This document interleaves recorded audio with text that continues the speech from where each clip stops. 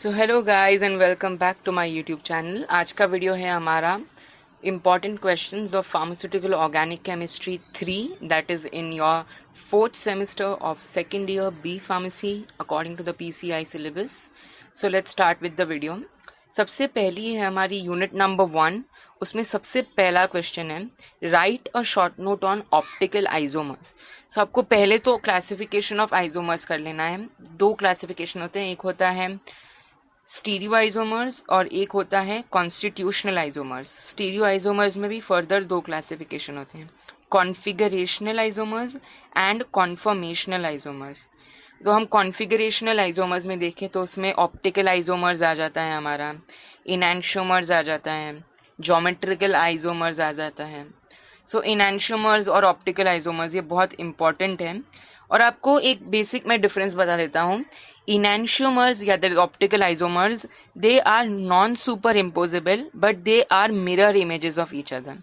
Diastereomers are non-superimposable and they are not mirror images also.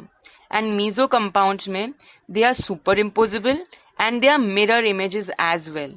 सो ये तीन के जो कंफ्यूजिंग है पार्ट है ना, ये याद रखना बिकॉज ये बहुत इंपॉर्टेंट है GPAT के पॉइंट ऑफ व्यू से भी एंड आपके एग्जाम्स एंड सेमेस्टर एग्जाम के पॉइंट ऑफ व्यू से भी।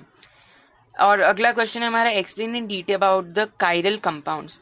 सो आपको रेजोल्यूशन ऑफ कायरल सेंटर्स या फिर फॉर्मेशन ऑफ कायरल कंपाउंड्स, तो वो इम्पॉर्टेंट है। उसके कुछ जैसे दो तीन, अगर हम एक न्यू कायरल सेंटर डेवलप करते हैं तो क्या उसका कोई कॉन्फ़िगरेशन में कोई चेंज होगा, क्या वो R से S होगा या फिर रिटेंशन होगा उसके कॉन्फ़िगरेशन का। तो आपको ये दो तीन पॉइंट्स कवर करने होते हैं इस क्वेश्चन में। आपको अगर हम देखें ऑर्गेनिक केमिस्ट्री में you are mostly frequently asked about the questions that are indirect. So आपको ऐसे ज़्यादा थियोरेटिकल नहीं लिखना है, just cut short to the point and जो परफेक्ट वो स्ट्रक्चर्स के साथ अपने आंसर को अकम्पनी करना है तो ही यू कैन स्कोर वेल। अगला है हमारी यूनिट नंबर 2। सबसे पहला क्वेश्चन है उसमें explain the CIP rule.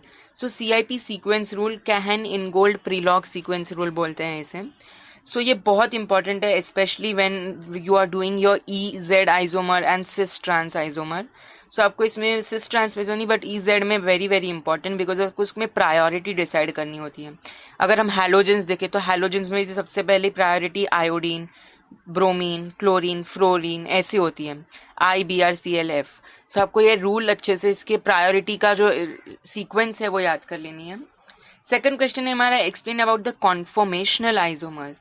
Conformational isomers mainly rotamers होते हैं और उसमें आपको याद होगा स्टैगर्ड, एक्लिप्स जो आपने सेमेस्टर 3 में किया था तो वो आएगा। फिर आपका एक्लिप्स्ड फॉर्म में भी पार्शियली एक्लिप्स्ड और फुली एक्लिप्स्ड है, स्टैगर्ड में भी एंटी स्टैगर्ड है, फिर एक गॉश फॉर्म है।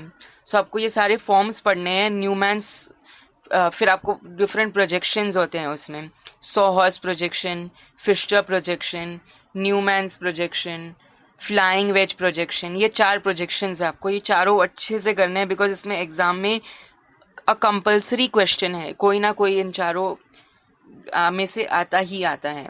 So you have to do it well. And next is give designations of cis and trans. हाँ, ये बहुत इंपॉर्टेंट है, ये हम बचपन से करते आ रहे हैं। सिस मतलब सेम साइड पे होते हैं सिमिलर ग्रुप्स, ट्रांस मतलब ऑपोजिट साइड पे होते हैं सिमिलर ग्रुप्स। सो ये एक स्कोरिंग पार्ट है आप अगर क्वेश्चन आता है इस पे तो। अगली है यूनिट नंबर 3। सबसे पहला क्वेश्चन है नॉमेनक्लेचर ऑफ हेट्रोसाइक्लिक कंपाउंड्स का nomenclature very very very important because आपके मेडिसिनल केमिस्ट्री में देखें तो आपको रिंग्स में उसके IUPAC नेम्स आते हैं। सो अगर आपका हेट्रोसाइक्लिक रिंग ही नहीं पता है तो आपका मेडिसिनल केमिस्ट्री रह जाएगा।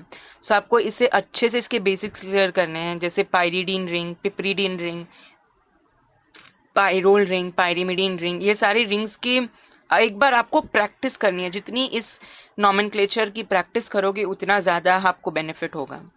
और अगला क्वेश्चन है हमारा right the synthesis and chemical reaction of pyrrole या तो फ्यूरान। मतलब ज़्यादा इम्पॉर्टेंट है सिंथेसिस में पायरोल फ्यूरान, और उसमें भी एक सिंथेसिस है पालनॉर सिंथेसिस या नॉर पायरोल सिंथेसिस या हैंस पायरोल सिंथेसिस। ये तीनों इम्पॉर्टेंट है। सो ये तीनों में से कोई भी आ सकता है। और कुछ सिंथेसिस है जो ऑलमोस्ट हर उसमें कॉमन होते हैं, बस उसके रिएजेंट्स बदलते रहते हैं, जिसमें 1,4 डाइकार्बोनिल कंपाउंड्स लेते हैं हम। तो फ्यूरान, पायरोल और थायोफीन, पायरान, थायोफीन सब में मतलब एक एक ऐसे सिंथेसिस होंगे जो कॉमन होंगे सब में। सो आपको वो सिंथेसिस एटलीस्ट कंपैरिजन फॉर्म में पढ़ना है कि अगर हाँ ये सेम स्टेप्स है इसके और इसका मैकेनिज्म थोड़ा सा अलग है, सो आपका मैकेनिज्म अगर एक का हो जाता है सो बाकी सबका भी ऑटोमेटिकली हो जाएगा। So please practice the mechanisms. और हाँ, रिएक्शंस बहुत इंपॉर्टेंट होते हैं। अगर आप देखने जाए कोई भी हेट्रोसाइक्लिक के, नाइट्रेशन, सल्फोनेशन, हैलोजिनेशन, और उसमें भी आपको नेम रिएक्शन तो और ज़्यादा इंपॉर्टेंट है। मोस्टली आपको 6 या 7 ऐसे नेम रिएक्शंस हैं जो ज़्यादातर पूछे जाते हैं। That is Kolbe, Reimer Tiemann, Gattermann Koch, Vilsmeier Haack, Grignard Chichibabin's and Haubier's formylation. So ये हॉबियर्स हैक फॉर्माइलेशन भी इम्पॉर्टेंट है काफ़ी। सो आपको ये एटलीस्ट करके रखना है। अगर हम चिचिबाबिन देखें तो उसमें NH2 अमाइनो ग्रुप का एडिशन होता है।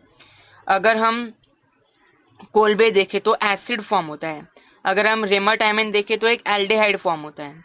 गैटरमैन कॉच एंड विल्समेयर-हैक दोनों में एल्डिहाइड फॉर्म होता है, मगर डिफरेंस क्या है, हम गैटरमैन कॉच फॉर्माइलेशन में HCl, HCN और एल्यूमिनियम क्लोराइड यूज करते हैं, बट इन विल्समेयर-हैक फॉर्माइलेशन हम DMF, dimethyl formamide, which is a protophilic solvent, हम वो यूज करते हैं, एंड POCl3, फॉस्फोरस ट्राइक्लोराइड। सो ये भी बहुत इंपॉर्टेंट है आपका।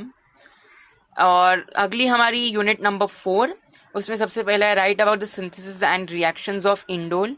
इंडोल में मेडलंग सिंथेसिस और फिशर सिंथेसिस फॉर इंडोल, ये दोनों इंपॉर्टेंट है ज़्यादा। और उसके रिएक्शंस इसीलिए इंपॉर्टेंट है बिकॉज ग्रामीन फॉर्मेशन बहुत इंपॉर्टेंट है। आप वो रिएक्शन अच्छे से करना, उसको मैनिक्स रिएक्शन बोलते हैं, MANNICH। दैट्स वेरी इंपॉर्टेंट क्योंकि उसमें ग्रामीन फॉर्म होता है। और उस पिरिडीन के हम देखें तो उसमें भी सिंथेसिस और रिएक्शंस है पिरिडीन के।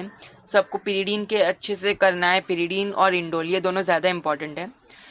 और बेसिसिटी, अगला क्वेश्चन हम देखें तो बेसिसिटी हमेशा ये क्वेश्चंस पूछे ही जाते हैं बेसिसिटी पे।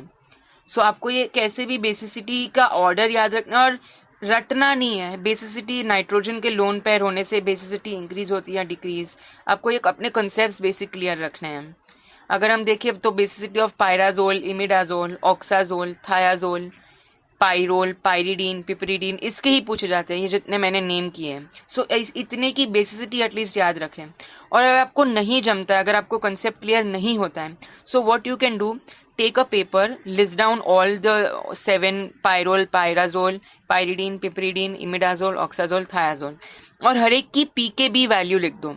तो जितनी ज़्यादा PKB वैल्यू होगी उतना ही कम उसकी बेसिसिटी होगी। सो आप फिर अगर सपोज सबसे ज़्यादा PKB वैल्यू है इमिडाजोल की पायराजोल से, so imidazole is less basic than pyrazole. So आप उसको एज अ सीक्वेंस में लिख सकते हो, बट दैट्स नॉट ट्रू, ये मैंने सिर्फ एक एग्जांपल दिया था। सो आपको एज सीक्वेंस बना के लिख सकते हो और उसे अच्छे से बाय हार्ट कर सकते हो if your concepts are not clear. अगली है हमारी unit number 5।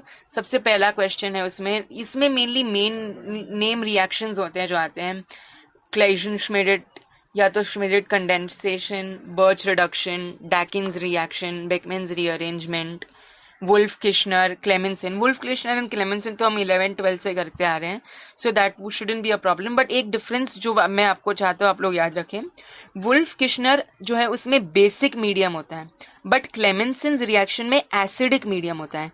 Very important question, GPAT point of view से भी and your end semester point of view से भी। सो बेकमैन्स रीअरेंजमेंट और डैकिन्स रिएक्शन ज़्यादा इंपॉर्टेंट है इन सब में से, तो एक बार उसका मैकेनिज्म अच्छे से कर लीजिएगा। और आखिरी हमारा क्वेश्चन है right the chemical reactions of lithium aluminium tetrahydride. So sodium boro tetrahydride भी आता है और लिथियम एल्यूमिनियम टेट्राहाइड्राइड, इसके भी रिएक्शंस आते हैं, that is LiAlH4 and NaBH4। सो आपको इसके अच्छे से केमिकल रिएक्शंस कर लेने हैं कि वो किसे रिड्यूस करता है, कौन सा ज़्यादा स्ट्रॉन्गर रिड्यूसिंग एजेंट है और कौन सा एसिड्स को रिड्यूस नहीं कर पाता है। सो आपको ये याद रहना चाहिए। आज की वीडियो के लिए बस इतना ही। अगर आपको मेरा वीडियो पसंद आया हो so please do like, share and subscribe, and thank you so much for watching the video.